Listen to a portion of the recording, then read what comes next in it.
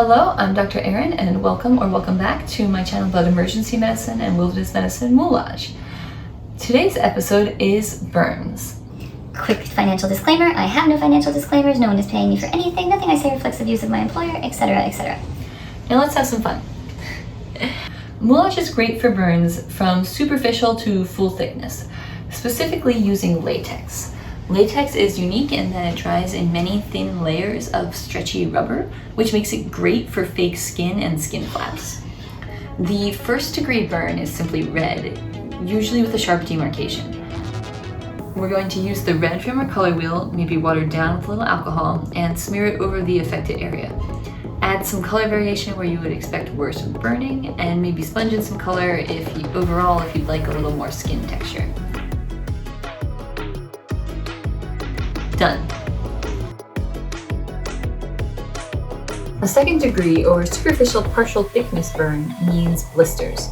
For this, we're going to paint a few layers of latex onto the area, allowing each layer to dry. I like to do 4 to 5 layers, though you might get by with 3. You can use a hairdryer to speed up the drying process between layers. Latex dries clear or white depending on how thin and smoothly you apply the layers. We are going to paint it afterwards, but I find the clearer parts of the latex make a pretty realistic skin flap as is. Here I apply one side of my hand with the spatula and the other side with the sponge. The texture in the sponge left more white and caught on drying latex more and isn't really reusable, so I prefer the spatula.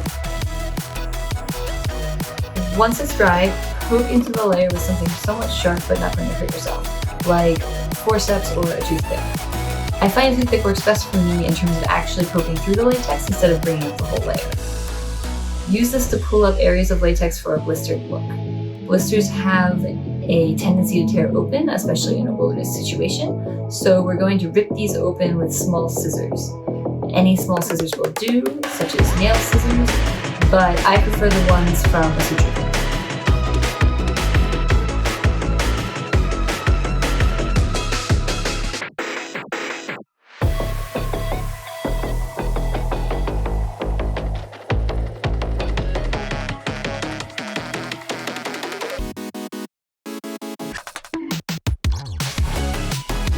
For color, I start with light red on the surrounding skin for a more superficial burn.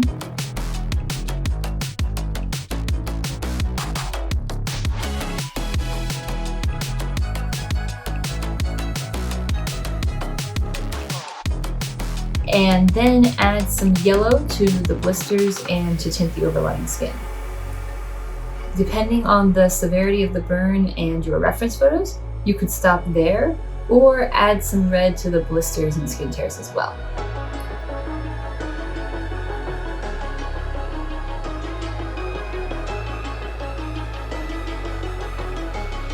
In this case, I go over with a touch of alcohol to take away some of the color, again to add more color variation, to again help with realism.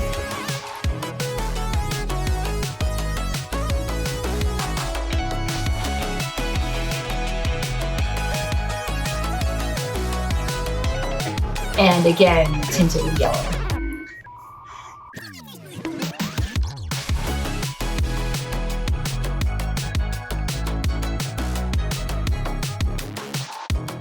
And as the final step, you can add lubricant for the shiny, wet look that these burns often have.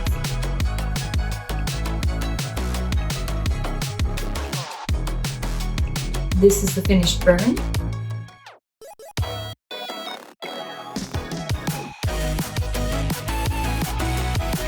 And you can see it peels off easily. Full thickness burns usually have insensitive eschar, which varies from waxy white to charred black in appearance. In special effects terms, this is classic zombie makeup. We start similarly to our partial thickness burn with a layer of latex, but this time we want a thicker layer so we can better tear it up. So after the first layer of latex is applied, we're going to build up thickness by tearing up some toilet paper or tissues and lay it down in a flat layer, cover it in another layer of latex, and I like to do at least 2 layers of this. My reference photos of the waxy white burns tend to be a central white eschar with surrounding beefy red wound, and clear wound edges.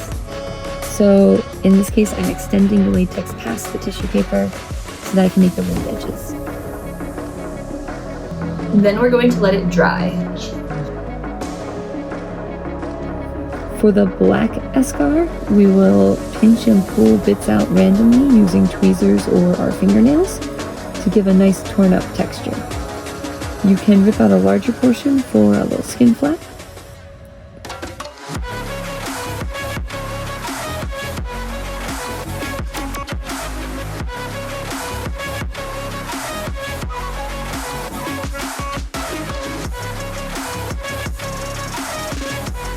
For the white waxy eschar, which is smoother, we will first cut around the tissue layers to create the wound edges, then tear or cut the central piece to make a gap between it and the edges. My center came loose when cutting, so I cut it up or tore it up separately, then used more latex to reattach it and blur those clean cut edges with a bit more texture.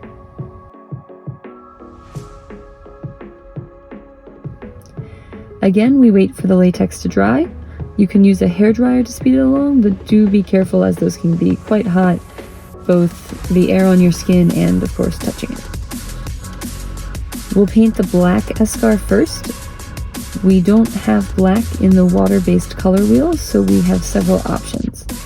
First, we can use the blue, brown, and red to make a similar effect, just not quite black. Another option is to buy the black separately.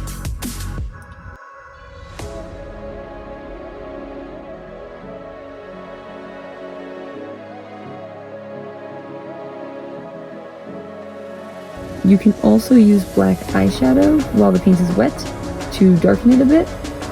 This does take away the shine too and makes it very matte.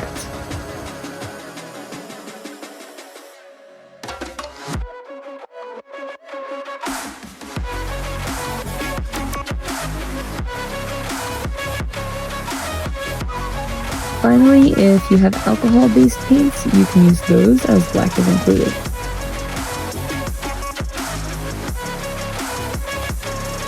After that, we're going to add some yellow and red in the holes we tore and into any crevices, anywhere you want to break up that dark color.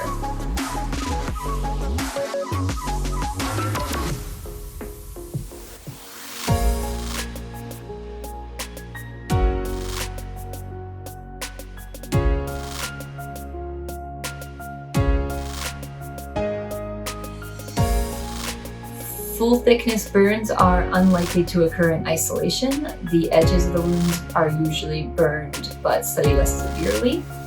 So I then add red around the area for a more superficial burn, and again tint it with yellow.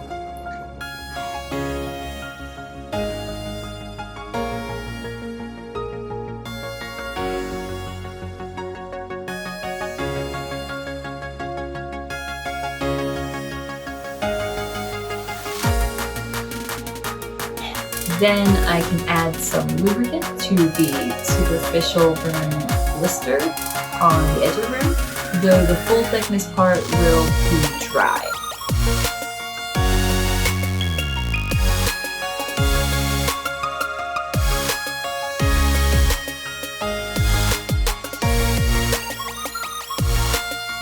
To paint the white eschar, we'll first use a bit of foundation to help the edges match our skin tone.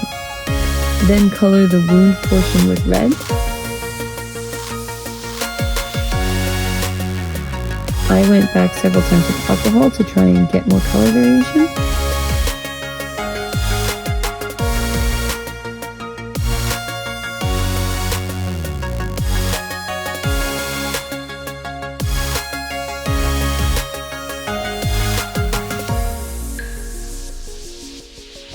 Then add some yellow both in the wound and spots of the eschar and blend it in.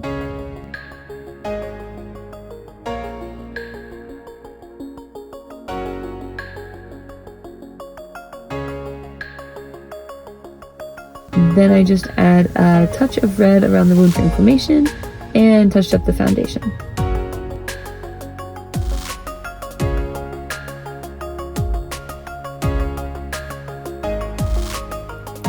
And there you have it, 2 different ways to do full thickness burns. That's all for this episode. Join us next time for prosthetics.